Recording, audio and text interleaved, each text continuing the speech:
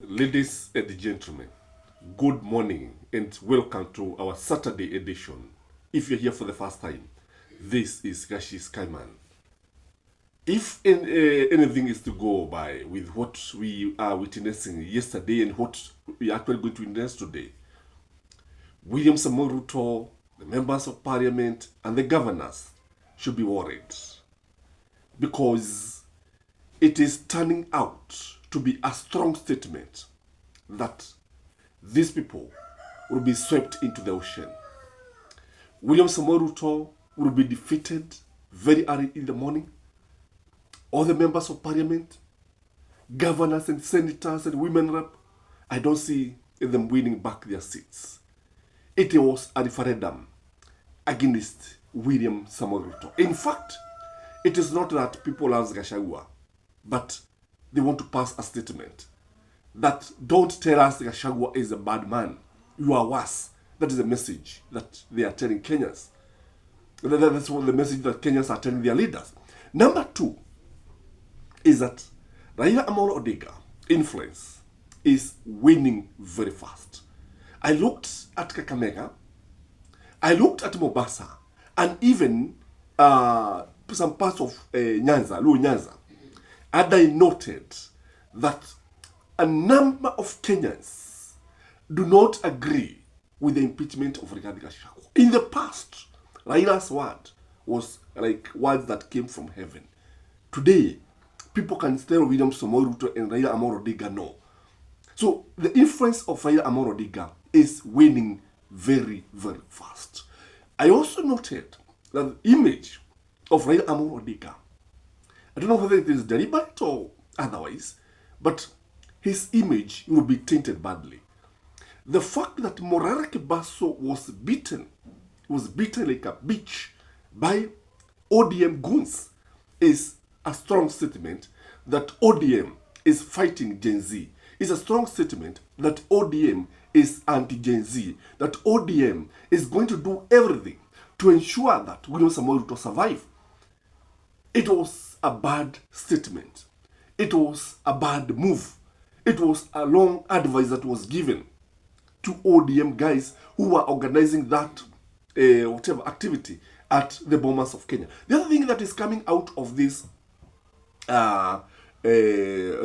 fact, to me, it is a referendum. It is not a public participation.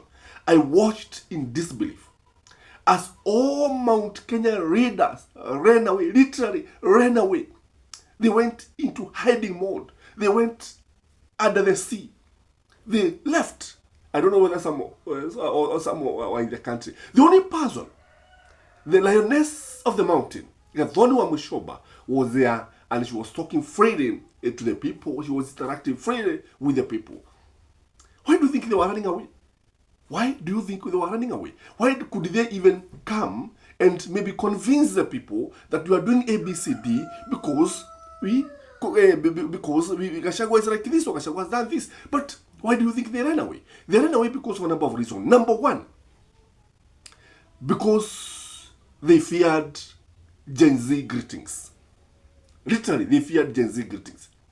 I think Wajuku Moher, the woman rep for the MP for Kipipiri, I think attempted to go, but she could not. There is also Betty Maina for Kegumo, I think Kegumo, something like that. She also attempted, but she was turned away. Things are turning out to be elephant. I also noted that the other regions, there are some people who can actually try to come, but they cannot excite the people. So the message is very, very clear. The message is home. So Gachagua is also coming out strongly. By the end of this referendum, I'm calling it deliberate referendum because it's a referendum. By the end of this public participation referendum, Gachagua will come out stronger than William Samoei Ruto. In fact, I was looking again at Mount Kenya. It was a vote against William Samoei Ruto and a vote for Rigathi Gachagua. And they were saying that we cannot eat two of our sons. We ate Uhuru Muigai Kenyatta and we regret And now you want us to eat Rigathi Gachagua. And that's why they came out singing anti-Ruto songs, saying kufa dereva, kufa makaga, kufa makaga, kufa dereva. And this one tells you that William Samoei Ruto has lost the grip of the mountain completely. Then there is this other message, that if William Samoei Ruto is going to rely on Raila Amolo Odinga to win the elections, it will be very, very difficult. I don't see William Samoei Ruto inheriting the number of votes from Raila, like the ones he's going to lose from the mountain. I don't see. Even if they try to vote, what will happen is that a number of them, because I noted there are some regions that used to be Raila's stronghold. There are some regions that people never even bothered to go and do the public participation. They did not bother. They were just watching from the TV. So this one tells you that things are irrelevant. Something else. I don't know what the members of parliament are going to do. I don't know from where I sit. Because how are they going to convince, how are they going to vote for impeachment of Rigathi Gachagua and their constituency?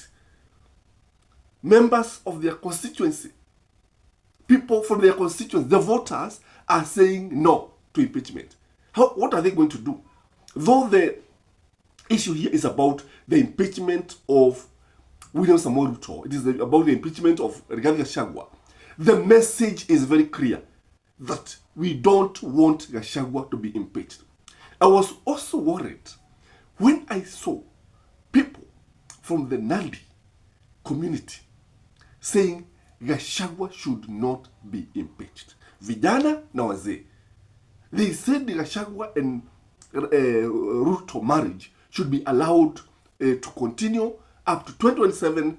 From there, they can divorce. So what can you say when you see William Samoei Ruto being opposed by members of the community? That was shocking. The other thing is that the government is coming out strongly to divide the Gen Z.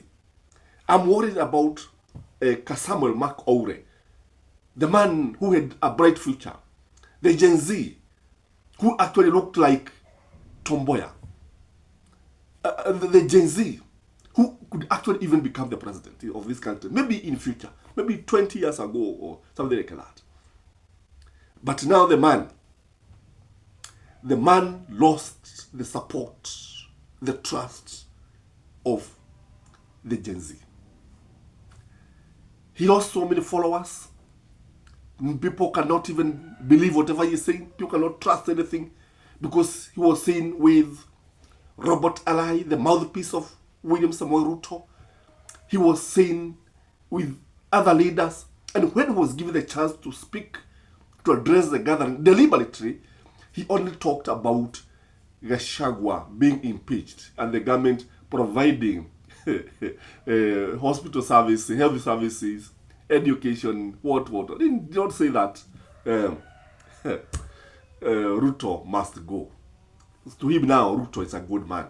You can see how the government is working very hard. He did not even condemn the attack of Murara Kibaso.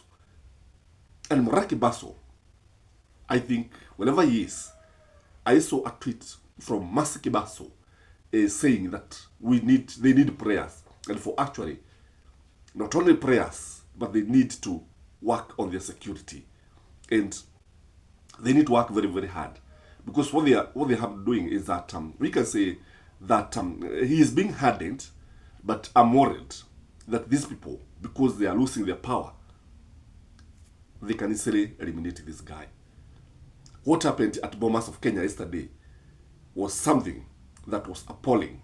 It is something that should be condemned. And we are waiting for the policemen, by the way, to arrest these guys who are throwing chairs because the cameras are there. If they don't arrest them, then Gen Z can only be emboldened. Let's see how the day is going to turn out. We are going to be live later in the day to catch up with you, to connect with you, and have a blessed weekend. Bye-bye.